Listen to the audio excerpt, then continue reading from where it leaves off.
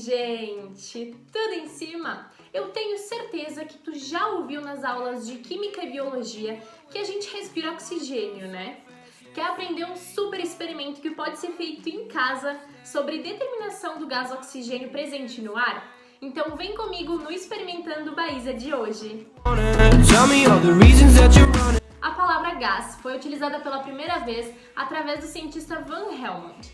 Do grego, ela significa Hells, em tradução, caos, pois todas as moléculas ou átomos se comportam de forma totalmente desordenada. Os gases são compostos moleculares ou na forma de átomos isolados, que é o caso dos gases nobres, e apresentam características específicas, como volume e uma forma não definidos. O ar é composto de cerca de 78% de gás nitrogênio, 20% de gás oxigênio, 1% de gás argônio e outro 1% que é composto por alguns outros gases, como o gás carbônico e vapor de água. No experimento de hoje nós vamos determinar a porcentagem de gás oxigênio presente no ar em que respiramos, utilizando materiais que você tem aí na sua casa. Vamos lá? Para fazer o experimento você vai precisar de alguns materiais, que são uma garrafa PET, de preferência essa de 2 litros ou 1,5 litro, palha de aço, mais conhecido como bombril, fita adesiva ou cola, algo para furar o plástico da garrafa. Eu tô aqui utilizando um furador de papel, eu vou tentar esquentar ele, se não pode ser um lápis quente, alguma coisa que dê para furar. Uma tesoura, de preferência com bastante ponta para cortar o plástico. Tô também aqui com um estilete para me auxiliar. Você vai precisar também de uma régua ou uma trena, tanto faz, algo para medir. Alguma vasilha transparente, é importante que ela seja transparente. Eu tô utilizando uma de vidro porque minha mãe não sabe, senão eu estaria usando uma de plástico. E também um pouquinho de água. E bora de experimento, gurizada! Com o auxílio de um estilete e uma tesoura, eu fui cortando a garrafa ali na parte que ela começa a afunilar. É importante que você tome cuidado porque essa parte pode te machucar um pouquinho. Depois disso eu lixei para ficar mais seguro ainda, mas não é muito necessário não. Com o auxílio de um furador de papel eu fui fazendo os buraquinhos, mas como eu disse antes, você pode usar um lápis quente, uma caneta, tanto faz. Depois disso, com a fita, você vai grudar a palha de aço no fundo da garrafa. E é importante você apertar bem para que ela não caia durante os dias de repouso. Depois disso, vira ela dentro do recipiente transparente e taca a água. É importante que a água cubra todos os buraquinhos, fique atento a esse ponto.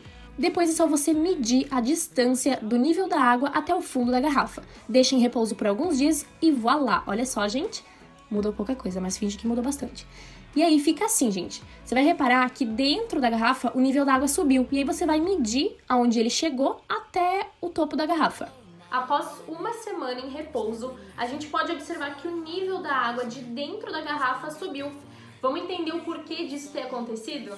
Basicamente, o oxigênio do ar de dentro da garrafa reagiu com o ferro da palha de aço, que é o nosso bombril, formando dióxido de ferro, que é a ferrugem. Vou deixar um vídeo aí para vocês aproximado, para vocês verem que realmente dá muito para ver que foi formada a ferrugem.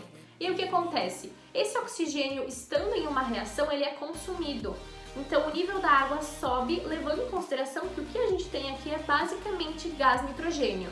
Para determinar a porcentagem de gás oxigênio presente no ar, a gente vai fazer uma regra de 3 muito simples, onde X é o volume total do ar, se levarmos em consideração que ele é formado por gás nitrogênio e gás oxigênio, que é o quê? Aquela medida que nós fizemos uma semana atrás, que é a medida aqui do topo da garrafa até o nível da água que estava lá no começo. Y corresponde ao volume de gás nitrogênio, que é a medida aqui do topo da garrafa até o volume da água que se encontra hoje, uma semana após o repouso, quando o oxigênio já foi consumido pela reação com o ferro. Então a gente estabelece a seguinte relação: X está para 100%, assim como Y está para W, que é a nossa incógnita.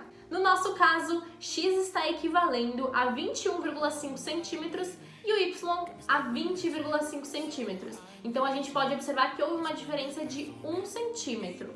E aí a gente faz a regra de 3. 21,5 está para 100%, assim como 20,5 está para W. E o resultado é de 95,35%. Tá, Isabela, mas essa porcentagem significa o quê? Calma. Essa porcentagem é referente ao gás nitrogênio. E para a gente descobrir do gás oxigênio, nós temos que fazer 100%, que se refere ao ar como um todo, menos 95,35% do gás nitrogênio, que resulta em 4,65% de gás oxigênio presente no ar. E aí, o que tu achou desse mega experimento que pode ser feito em casa por você?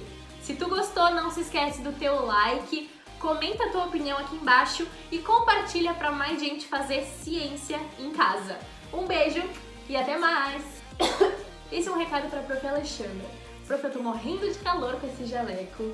Tem criança gritando, eu tô gritando, minha voz tá falhando e eu tô aqui gravando seu trabalho. Dá uma notinha.